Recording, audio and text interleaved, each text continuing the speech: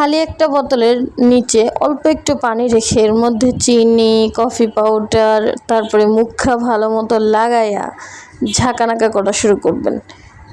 এই যে তারপর আপনি যদি নিজে ঝাঁকানাকা একা একা না করতে পারেন, ঘরের পোলাপান ডাক দিয়ে নিয়ে এসে তাগুলোকে খেলাখেলি ঝাঁকাঝাঁকি শুরু করে দিবেন।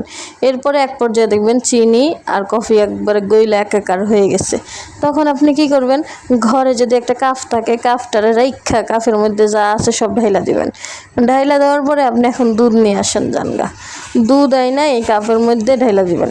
দেখেন কোনো রকম চুলার সাহায্য ছাড়াই এমনি ঘরের মধ্যে খেলতে খেলতে আপনি কফি তৈরি করে ফেলাইবেন। তারপরে এই যে কফি আমার হইয়েই গেছে, এখন খালি দুধ পুরাটা ঢাইলা দিব আর হয়ে গেল কফি।